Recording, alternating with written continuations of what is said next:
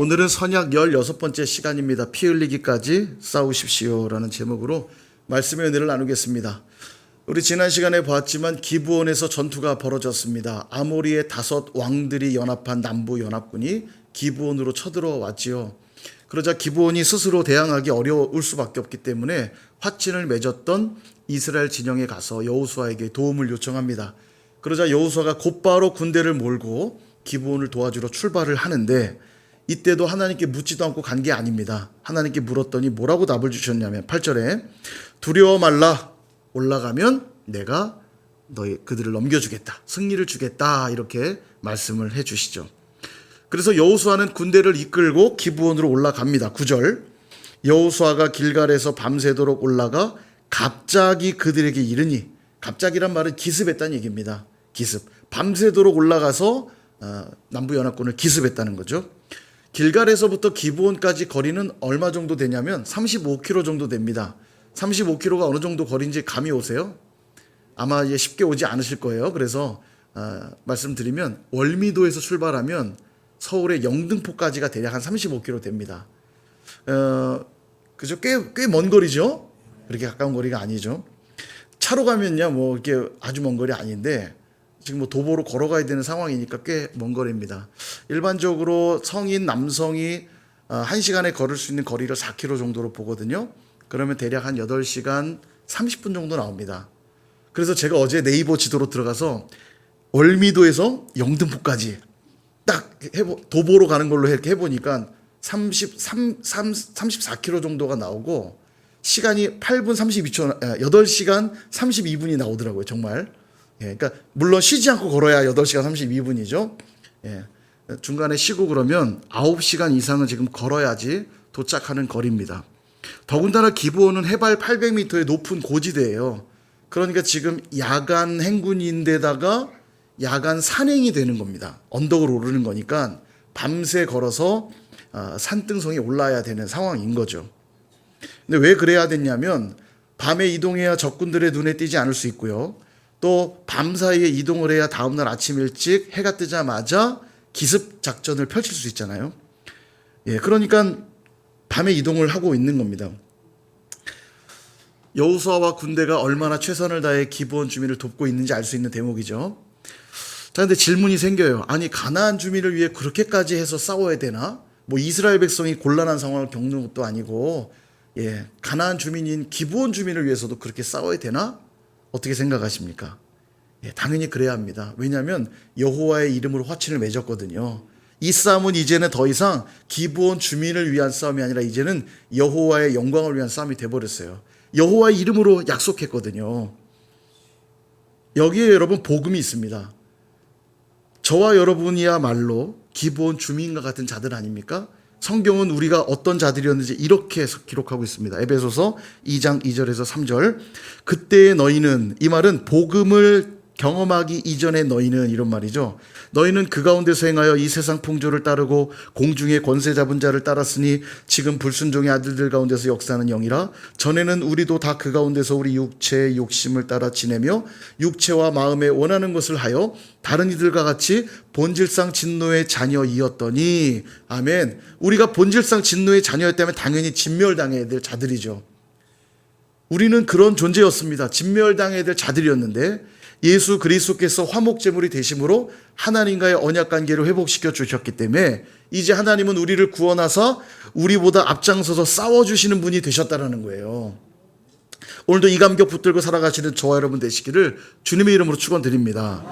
그렇게 밤새 올라온 이스라엘이 기습 공격을 감행하기 시작했고 이스라엘은 승기를 잡으면서 엄청난 추격과 사륙이 이루어지게 됩니다. 11절, 그들이 이스라엘 앞에서 도망하여 베도론의 비탈에서 내려갈 때 여호와께서 하늘에서 큰 우박덩이를 아세가에 이르기까지 내리심에 그들이 죽었으니 이스라엘 자손의 칼에 죽은 자보다 우박에 죽은 자가 더 많았더라. 아멘. 누가 지금 싸우고 계신 겁니까? 하나님이 싸우고 계시잖아요. 예, 이게 하나님의 섭리의 신비입니다. 이스라엘 백성들로 싸우게 했지만 정작 앞에 나가 누가 싸우셨냐면 하나님이 싸우고 계셔요. 하나님 홀로 싸우셔도 뭐 충분히 이기는 싸움 아니겠어요? 근데 왜 우리로 함께 싸우게 하느냐? 이 승리의 영광과 기쁨을 함께 누리게 하시려고 늘 하나님의 일 가운데 우리를 동참시키세요. 하나님이 손이 없고 발이 없고 돈이 없어서 우리를 부르시는 게 아니라 이 놀라운 승리의 영광과 기쁨을 누리게 하시려고 우리를 초대하신다고요. 뿐만 아니라 하나님이 어떤 분인지를 체험하게 하시려고 부르시는 것도 있어요. 이 전쟁에 참여한 자들은 알 거 아닙니까? 우박이 떨어지는 걸 보면서 이곳에서 떨어지지 않고 저쪽 상대방 쪽에만 우박이 막 떨어지는 거예요. 와, 정말 하나님 놀랍다. 여러분, 부모가 어린아이들을 교육할 때 그렇게 하잖아요. 부모가 해주면 간단한데 꽂아봐, 눌러봐, 밀어봐, 덮어봐, 그리고 하고면 우와 진짜 너 잘한다, 잘했어, 짝짝짝 이렇게 해주잖아요. 그렇게 안 하셨어요? 그렇게 안 하셨어요? 왜 그렇게 합니까?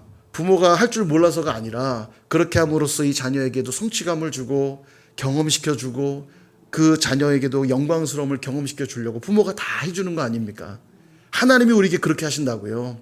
그래서 하나님이 우리를 어떤 사역의 자리로, 예배의 자리로, 기도의 자리로 초청할 때는 여러분 동참하시면 돼요. 여러분 지금 선일교회 기도 제목을 많이 주고 있다고 그랬죠? 기도하라고 할 때 기도 안 하는 자들은 이 두 가지의 기쁨을 못 누립니다. 놀라운 하나님의 영광 맛볼 수 없고 하나님이 어떤 분인지 경험할 수 없어요. 그러나 함께 기도에 동참한 자들은 응답되는 걸 보면서 내가 응답된 것처럼 기쁘거든요. 와, 정말로 하나님은 하셨구나. 정말로 하나님 도와주셨구나. 함께 기도 응답의 축복을 누리게 하고 하나님이 어떤 분인지 알게 되니까 그 다음에 또 다른 어려움이 오면 어떻게 반응해요? 기도하게 되죠. 하나님은 능히 우리 가운데 일하실 수 있는 분임을 믿고 주님 앞에 나갈 수 있는 겁니다. 그렇게 승기를 잡았지요. 이제 대승을 눈앞에 뒀는데 문제가 하나 발생합니다. 이들이 쫓기고 쫓기다 어디까지 가냐면 아얄론 골짜기란 곳까지 도착하게 됩니다. 그리고 성경에 보니까 해가 저물기 시작했다고 나와요. 밤이 찾아오고 있는 거죠. 이게 왜 문제냐면 지난 시간에 말씀드렸지만 이 이스라엘 남쪽 유다 지역은 산지로 구성되어 있어서 골짜기가 많습니다.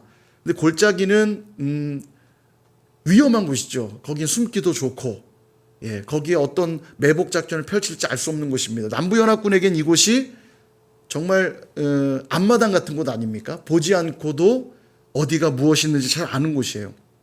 손바닥처럼 들여다보는 곳입니다. 그러니 만약에 밤이 오게 되면 이들을 일망타진하기 어렵게 되고 혹여라도 그럼에도 불구하고 공격하려고 들어갔다가는 역습을 당할 수도 있는 상황입니다. 어딘지도 모르고 이스라엘 백성들은 아직 이 지형을 잘 모르잖아요. 근데 들어갔다가 이들이 손바닥처럼 밝은 곳이니까 컴컴해서 아무것도 보이지 않을 때 이들이 공격해오면 위험해지는 상황이죠.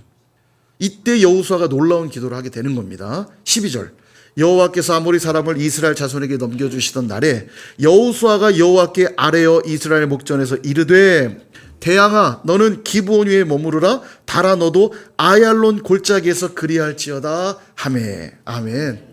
태양과 달을 멈추게 해주신다면 완전히 그들을 진멸하겠습니다라고 기도하고 있는 거예요.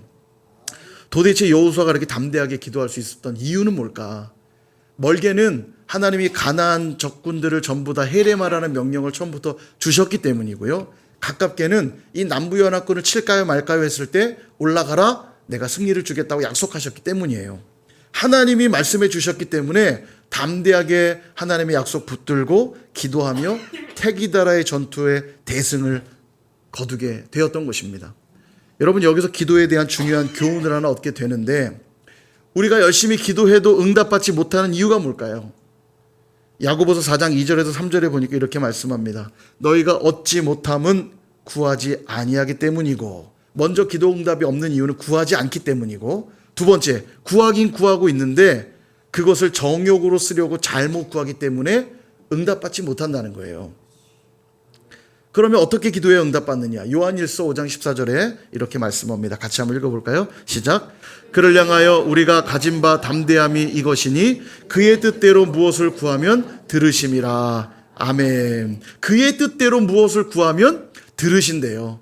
하나님의 뜻대로 구하면 들으신대요.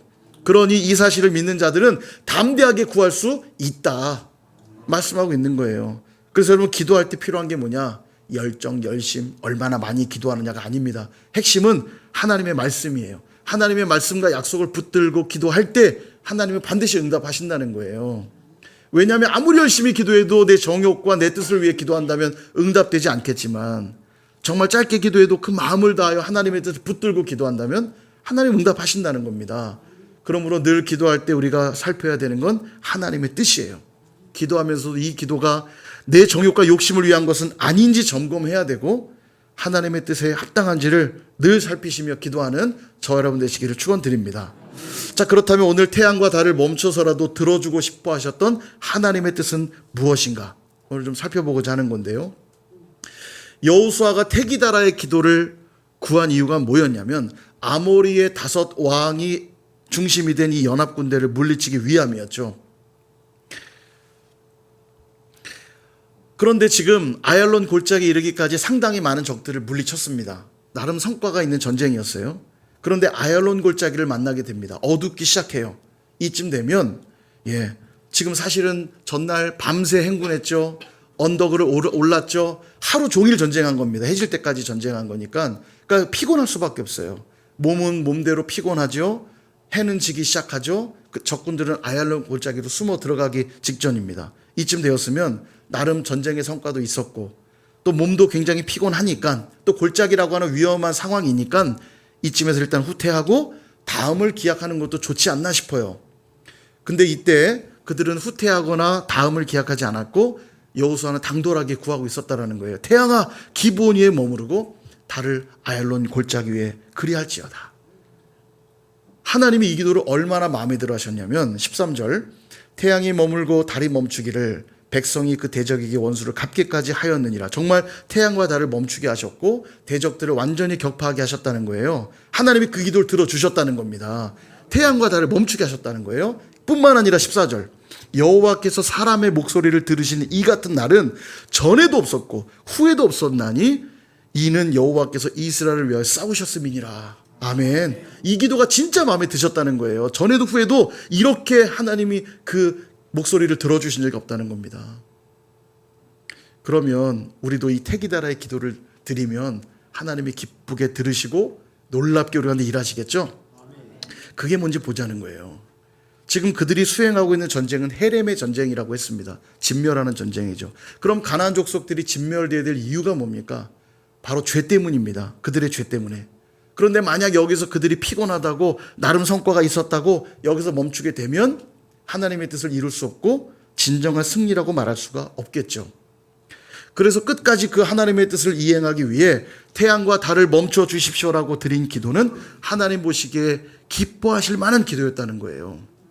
그 원리를 오늘 우리에게로 끌어오면 저와 여러분에게 하나님이 반드시 제거하기 원하는 것이 있습니다. 그게 뭘까요? 저와 여러분에게 반드시 제거하기 원하시는 게 뭘까요? 완전히 해렘돼서 우리 가운데서 완전히 사라지게 만들고 싶으신 게 뭘까요? 죄입니다. 죄. 여러분 죄를 미워하고 죄를 끊어내는 데는 자비가 없고 타협이 없어요. 타협하면서 죄를 끊어낼 수 없다고요. 10개의 물건을 훔치던 사람이 그래 5개만 훔치자. 그래도 내가 이젠 5개밖에 안 훔치니까 괜찮겠지는 없다는 거예요. 10개를 훔치든 5개를 훔치든 무슨 죄입니까? 절도죄 아닙니까? 그죠? 도둑놈이잖아요. 10개를 훔치던 사람이나 1개를 훔치는 사람이나 둘 다 똑같죠? 근데 나름 1개만 훔쳤으니까 이제는 나는 괜찮다. 자비와 타협이 있을 수 없다는 거예요. 죄에는요. 나름 회개했으니까 됐겠지. 이 정도 돌이켰으니까 됐겠지. 나름 노력했으니까 봐주시겠지. 라고 말할 수 없다는 겁니다. 여러분 대부분의 사람들은 변화를 싫어합니다. 익숙한 대로 살고 싶어 하고 살아왔던 습성대로 살아가려고 하죠. 물론 그 자체는 나쁜 게 아닙니다. 왜냐하면 우리 몸이 그렇게 만들어졌거든요. 뇌과학자들이 말하기를요. 이 뇌가 활성화되려면 이 심장이 위로 머리로 힘차게 피를 펌핑해야 된다는 거예요. 뇌로 혈류가 흘러야 뇌를 많이 활동할 수 있으니까. 그러니까 머리를 많이 쓰면 에너지 소모가 커서 힘든 거죠. 공부해보면 알잖아요. 공부해보면 아무것도 안 하고 앉아서 이게 끄적끄적 공부만 하는데도 배가 고프고 막 허기지고 힘들잖아요. 왜 그러냐면 뇌를 계속 쓰기 때문입니다. 그러다 보니까 효율이 좋게 돌아가야 되지 않습니까? 그래서 하나님이 어떻게 만드셨냐? 뇌는 한번 경험된 사고와 학습이 있으면 그 다음에 비슷한 상황들이 들어올 때 한번 경험된 사고와 또 경험을 축적된 그 경험을 가지고 판단하고 행동하여 몸에 지시를 내린다는 거예요. 안 그러면 계속 펌핑질을 해야 되니까 몸에 무리가 올 거 아닙니까? 그렇게 만들어 놓으셨다는 거죠. 그러니까 익숙한 대로 사는 건 그렇게 잘못된 게 아니에요. 그렇게 만들어진 거니까. 문제는 뭐냐? 잘못된 학습이 이루어졌는데 그게 계속 반복되고 있다면 그건 심각한 문제가 되는 겁니다. 그죠? 아는 게 도둑질이란 말이 있어요. 제가 이 말을 들을 때마다 생각나는 게 저희가 슈퍼마켓을 오래 했습니다. 슈퍼를 오래 했는데 슈퍼는 되게 힘들어요. 뭐 어려서 친구들은 저를 부러워했습니다만 너 과자 신나게 먹겠다, 너 좋겠다, 뭐 마음껏 먹겠다 하지만 저는 하나도 안 좋았거든요. 왜냐하면 쉬는 날이 하루도 없고 슈퍼라면 가게를 맨날 봐드려야 되는데 특별히 뭐 명절 이럴 때는 대목이라 절대 못 놀아요. 더 일이 많아요. 명절 전날 되면 제가 선물 세트도 직접 다 포장해서 만들고요. 막 더 바빠요. 너무 싫었어요, 슈퍼하는 게. 저희는 가족들이 한 식탁에서 밥을 먹어본 적이 없어요.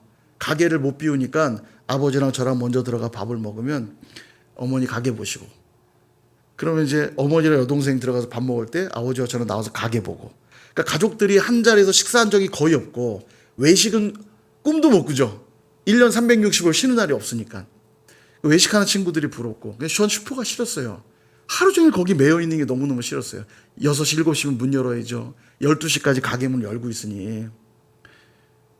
그래서 저는 9시, 10시에 자는 게 어색했어요. 이게 슈퍼라면 그 슈퍼 안에 있는 방에서 살았으니까 가게 문이 불이 다 켜져 있고 그러니까 맨날 늦게 자고 그랬던 기억이 납니다. 그러다 이제 목표가 뭐냐. 빨리 돈을 좀이라도 모으면 슈퍼부터 그만두자. 사람이 살아야지. 이거 너무 힘들다. 그러다가 이제 어느 때가 돼서 우유 대리점으로 바꿨어요. 우유 대리점 바꾸니까 훨씬 좋더라고요. 아침에만 우유차 오면 잠깐 받으면 되고 밤에만 그 우유 돌리시는 분들한테 이렇게 갖다 드리면 되거든요. 그러니까 시간이 많아요. 너무 좋은 거예요.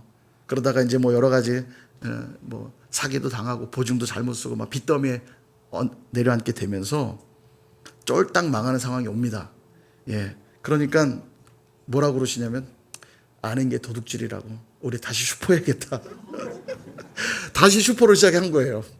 제가 대학생 시절에 다시 슈퍼를 시작했습니다. 물론 그때는 완전히 빚더미에 눌러 앉았을 때죠. 빚을 더 져서라도 우리가 한 거라고 슈퍼밖에 없는데 아는 게 도둑질이라고 슈퍼하자 이렇게 돼서 또 슈퍼를 했어요.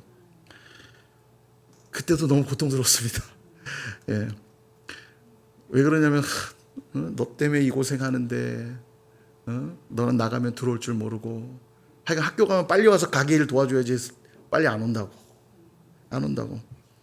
그래서 제가 아는 게 도둑질이란 말 들으면 늘 그 생각이 나요. 슈퍼. 근데 이게 참 무서운 말입니다. 할 줄 아는 게 도둑질밖에 없으니 그게 잘못된 걸 알면서도 또 도둑질한다는 뜻 아닙니까? 이게 무서운 거예요. 전과 같으면 그나마 다행이에요. 바늘 도둑이 소도둑 되잖아요. 계속 바늘만 훔치는 게 아닙니다. 바늘을 훔치다 보면 그 다음에 점점 더 비싸고 좋은 것들을 훔치기 시작하니까 소도둑이 되는 거예요. 호미로 막을 걸 나중에 가래로 막는 상황들로 발전하게 된다고요. 그러니 잘못된 삶이라면 익숙한 대로 살아가도록 내버려둬서는 안 된다는 얘기입니다. 그게 하나님이 기뻐하는 삶이 아닌데 그냥 나한테 그게 익숙하다고 그냥 살아서는 안 된다는 거예요. 잠언 8장 13절에 보면 이런 말씀이 있어요. 여호와를 경외하는 것은 악을 미워하는 것이라. 나는 교만과 거만과 악한 행실과 패역한 입을 미워하느니라. 아멘. 여호와를 경외하는 건 뭐라고요? 악을 미워하는 거래요. 하나님을 사랑하고 하나님 안에 거하는 자들은 절대로 악을 즐기고 악을 사랑하고 악을 추구하면서 살 수 없다는 거예요. 근데 악이라는 단어가 나오니까 막 아주 추악한 나쁜 놈들만 머릿속에 떠오르죠. 나랑은 무관한 얘기 같고요. 근데 여러분 전혀 아닙니다. 여러분 살인마가 나쁜 놈이죠? 그죠? 나는 살인마 정도는 아니야. 난 그래도 착하게 살아서 우리 이렇게 생각하잖아요. 근데 하나님 보실 땐 그렇지 않습니다. 살인마가 됐든 아니면 저 뒷담화를 하면서 누군가를 미워하는 사람이 됐든 하나님 보실 땐 죄의 뿌리는 미움이라는 뿌리로 똑같아요. 간음을 행한 성폭행범이든 마음으로만 음욕을 품은 자들이든 하나님이 보실 때는 똑같이 그 죄의 뿌리는 음욕이라고요. 음란함이라고요. 이게 똑같다고요. 나는 그 정도 죄인은 아니야. 하나님 눈엔 그렇지가 않아요. 게다가 죄라는 건 생각보다 달콤해서 끊어내기가 되게 어렵습니다. 잘 들여다보세요. 죄를 짓는 모습을 잘 들여다보면 어쩔 수 없어 죄 짓는 게 아니라 사실 그 죄를 사랑하기 때문에 짓는 경우가 대부분입니다. 다이어트 하는 사람들 잘 보십시오. 어쩔 수 없어 먹어서 살찌는 건가요? 먹는 게 좋아서 찌는 거예요. 말로만 아이고 이거 먹으면 안 되는데 내가 왜 먹고 있는지 모르겠네 이럴 뿐이지 실은 그게 너무 맛있고 도저히 끊을 수 없기 때문에 좋아해서 먹는 겁니다. 솔직하지 않은 거죠, 사실은. 그죠? 나랑 무관한 얘기처럼 왜 가만히 계세요? 다 여러분 해당되시는 얘기 아니에요? 그래서 하나님의 뜻에 사로잡히고 그분을 경외하기 시작하면 가장 먼저 나타나는 게 뭐냐? 죄를 미워하는 거라는 거예요. 죄를 안 짓는다는 뜻이 아닙니다. 이 땅에 사는데 우리는 죄를 안 지을 수가 없어요. 죄를 짓긴 짓지만 하나님이 내 안에 계시기 때문에 도저히 견딜 수가 없어서 회개하고 돌이키게 된다는 거예요. 여러분, 어린아이들이 코딱지 먹는 거 아세요? 우리 하영이는 아직 코딱지 안 먹죠? 예, 좀 있으면 먹을 겁니다. 충격받지 마세요.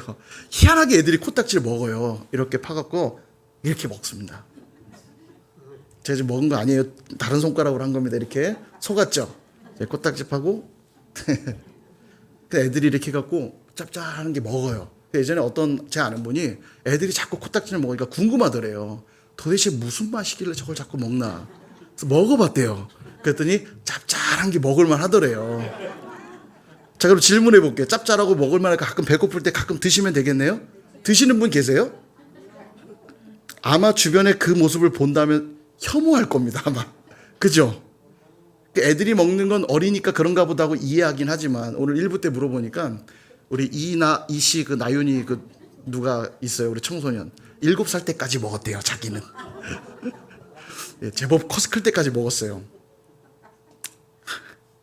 어린애들은 어려서 그런가 보다 하지만 성인이 되어서 코딱지를 먹는 분은 없어요. 그죠?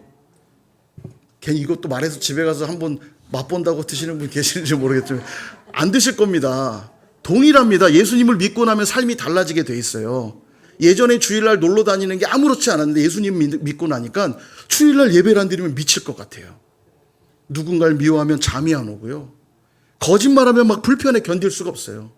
누군가의 물건 훔치면 막 괴롭습니다. 제가 아는 분은요, 옛날 예수 믿기 전에 젊은 날 누군가한테 사기쳤던 일이 있었는데 예수님 믿고 나니까 그 죄가 자꾸 생각나더래요. 하나님께 회개하고 도저히 그에게 갚을 길이 없어서 그때 훔쳤던 돈만큼을 헌금하는 거예요. 여러분, 이게 정상이라고요. 예수님 만나고 나면 죄가 내 안에 있는 걸 용납할 수가 없어요. 근데 만약 거짓말했는데 와 속이니까 신나고 재밌고 물건 훔치니까 막 짜릿하고 나쁜 짓 했는데 아무렇지도 않다. 그럼 신앙을 점검해야 됩니다. 정상이 아닌 거죠. 히브리서 12장 4절과 5절에 이런 말씀이 있어요. 너희가 죄와 싸우되 아직 피 흘리기까지는 대항하지 아니하고 또 아들들에게 권하는 것 같이 너에게 권면하신 말씀도 잊었도다. 일렀을 때 내 아들아 주의 징계하심을 경히 여기지 말며 그에게 꾸지람을 받을 때 낙심하지 말라. 아멘. 예, 죄와 싸우는데 어떻게 하기까지 싸워야 된다고 말씀합니까? 피 흘리기까지 싸워야 된대요. 다른 번역본에 보면 죽을 정도까지 싸워야 된다 이런 표현입니다. 그러니까 죄하고는 적당히 싸워서 해결할 수 있지 않다는 거예요. 정말 죽기를 각오하고 피 흘리기까지 싸워야 된다는 겁니다. 히브리서 이 12장 앞에 보면 이런 말씀 나와요. 12장 2절에 보면 믿음의 주여 온전케 하시는 이인 예수를 바라보자 이렇게 말씀하거든요. 그 예수를 믿고 바라보는 자들은 어떤 자리로 가게 되냐면 죄와 싸우되 피 흘리기까지 대항하는 자리로 나아가게 된다는 겁니다. 그래서 이렇게 기도하는 거죠. 하나님, 죄를 완전히 도말할 수 있도록 태양을 멈춰주시고 달을 멈춰 주십시오. 그렇게 기도하게 된다는 거예요. 17세기의 위대한 영국의 청교도인 존 오웬이란 분이 있습니다. 우리 사진을 보여주시면 이 존 오웬이란 분이 쓰신 죄 죽이기라는 책이 있습니다. 예, 저분이 존 오웬이에요.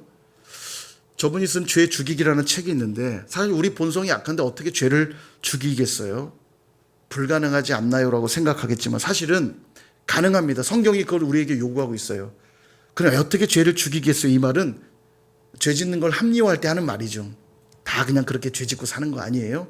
그렇지 않다는 거예요. 이분 말이 그렇습니다. 로마서 8장 13절에 보면 너희가 육신대로 살면 반드시 죽을 것이로되 영으로서 몸의 행실을 죽이면 살리니.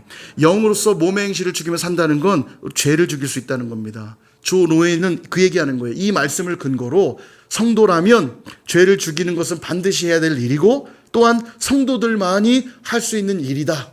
그걸 강조하는 거예요. 왜냐하면 예수 그리스도를 믿는 순간 그분의 보혈이 우리 가운데 능력으로 임하여서 죄는 반드시 타격을 입게 되어 있고 죄가 권능을 잃어버리게 된다는 거예요. 더 이상 죄가 신자를 지배할 수 없는 상태가 된다는 겁니다. 그럼에도 불구하고 여전히 죄는 남아있기 때문에 우리 안에 계신 성령과 함께 이 싸움을 평생 해 나가야 된다라는 거예요. 이게 거듭난 자들의 삶이라는 겁니다. 거듭난 자라면, 예수의 생명을 얻은 자라면 우리 안에 계신 성령과 함께 이 죄를 죽이는 싸움을 평생 해 나가야 된다라는 겁니다. 죄악된 이 세상을 사는 동안 어떻게 죄를 완전히 없애겠습니까? 불가능한 일이지만 언제 이것은 완성되냐면 주님 앞에 서는 날, 그날 완성은 될 겁니다. 그러나 성령의 도우심을 받아 이 땅을 사는 동안 우리는 점점 죄의 영향력은 약화되게 하고 성령의 능력에 사로잡혀 살아가야 되는 것이고, 이걸 뭐라고 부르냐면 성화 구원이라고 부르는 겁니다. 칭의, 예수를 믿음으로 구원을 받았다면 그 다음 우리에게 필요한 것은 성화 구원이잖아요. 내 안에 계신 성령의 도우심을 받아서 죄의 영향력들은 점점 약화되어져 가고 성령의 강력한 능력에 사로잡혀 살아가는 삶. 여러분, 이것이 성화 구원이라는 겁니다. 이때 이 일을 성령께서 혼자 하시는 게 아니라 우리 안에 있는 믿음과 의지를 통해 역사하신다는 거예요. 죄의 지배받는 존재는 죄를 죽일 수 없지만 성령의 지배를 받는 자들은 죄를 죽이며 그 성향을 약화시킬 수밖에 없다는 게 이 책의 내용인 겁니다. 그러므로 우리는 늘 성령께 우리의 전 인격을 의탁해야 돼요. 우리의 지식도, 우리의 감정도, 우리의 의지도 다 맡겨드려야 됩니다. 그럴 때 성령이 죄를 깨닫게 하시면 우리는 회개하고 돌이켜야 하는 것이죠. 이때 필요한 건 우리의 믿음일 것입니다. 그리고 그때 드려야 될 기도가 바로 태기다라의 기도인 거예요. 하나님, 우리를 유린하고 넘어뜨리기 위해 죄가 우리를 저 아열론 골짜기로 이끌어가고 있습니다. 어둠이 찾아오지 않도록 성령의 빛을 조명하여 주셔서 저 모든 죄를 도말하게 하여 주옵소서. 이 기도를 드려야 되는 거죠. 말씀을 정리합니다. 사랑하는 여러분, 지금 이 전쟁이 왜 발발했냐면 가나안 족속이었던 기브온 주민들을 구하기 위해 시작된 전쟁입니다.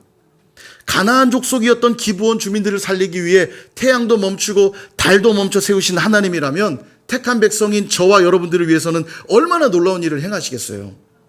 그러나 이 기도가 단순히 내 삶에 필요한 걸 채워주신다는 정도의 낮은 수준의 기도로 이해하시면 안 될 겁니다. 앞서 말씀드린 대로 격파해야 될 적군은 무엇이냐면 우리의 죄예요. 죄를 가지고 있는 한 우리는 생명을 얻을 수 없고 하나님의 복을 누릴 수가 없거든요. 그래서 하나님은 우리의 모든 죄를 도말하기 원하셨어요. 그래야만 우리는 생명을 얻고 하나님의 복을 누리거든요. 그래서 이 모든 죄를 도말하기 위해 태양을 멈추고 달을 멈추는 것보다 더 놀라운 기적을 우리에게 행하셨습니다. 그게 뭐냐면 하나님의 아들 예수 그리스도를 이 땅에 보내신 일이고 십자가에 못 박혀 죽게 하셨다는 사실입니다. 이게 태양과 달을 멈춘 것보다 더 놀라운 기적인 거죠. 그 감격을 매일 예배할 때마다 여러분 느끼고 계십니까? 고백하고 계세요? 내가 오늘도 예수 믿고 구원받았다는 사실이 감동이십니까? 돈이 많이 벌어질 때의 기쁨, 높은 자리에 올라갈 때만큼 그렇게 감동적이지 않다면 우리는 자문해 봐야 돼요. 내게 구원이 있는가? 내가 정말로 예수를 믿고 있는가? 오늘도 예수 믿는 이유가 이 땅에서 돈 많이 벌고 잘 먹고 잘 살려고 믿는 수준이라면 뭔가 크게 착각하고 있는 거죠. 내가 기도해서 돈이 많이 벌리고 높은 자리에 올라가는 정도의 기적이 아니라고. 이건요, 하나님이 이 땅에 오신 사건이라고요. 하나님이. 제가 늘 드리는 비유 있지 않습니까? 가끔 바퀴벌레가 집에 나타나면 집에 비명이 들립니다. 막 수아와 막 으아 소리 질러 가보면 바퀴벌레가 이렇게 있잖아요. 그럼 이제 제가 잡으러 가야 돼요. 그러면 으아 이러면서 다 보고 있어요. 이제 그럼 이제 제가 바퀴를 딱 잡고 나면 수아가 뭐라 그러냐면, 와, 정말 내가 저 바퀴벌레가 돼야 된다고 생각하면 세상에 이거보다 끔찍한 일이 없다는 거예요. 제가 늘 그 비유 드리잖아요. 저 더럽고 추악한 바퀴벌레를 구원하기 위하여 오늘도 내가 바퀴벌레가 되어서 저들의 저 음침한 공간에 들어가 그들과 함께 먹고 마시며 나중엔 결국 그 바퀴벌레들에게 매를 맞고 뺨을 맞으며 바퀴벌레에 의해 죽임을 당한다면 여러분 하시겠어요? 바퀴벌레 세계를 구원하시려고 가시겠냐고요. 피조물이 되는 이 사건도 우리 용납하기가 요만큼도 용납하고 싶지 않은데 어떻게 창조주가 죄로 가득한 사람의 형상을 입고 이 땅에 오실 수가 있냐고요. 어떻게 이게 감격이 없을 수 있냐고. 어떻게 이게 기적이 아닐 수 있겠냐는 거예요. 이 구원의 감격이 있다면 우리는 해야 될 일이 있습니다. 피 흘리기까지 죄와 싸우셔야 돼요. 그냥 살아왔던 관습과 습관대로 다들 그렇게 사는데 뭐 하면서 살면 안 된다고요. 반복적으로 습관적으로 나를 넘어지게 하는 죄가 있습니까? 때론 그게 죄인지도 모르고 살아가고 있지는 않나요? 크든지 작든지 우리 안에 죄가 있다면 성령께서 슬퍼하실 것입니다.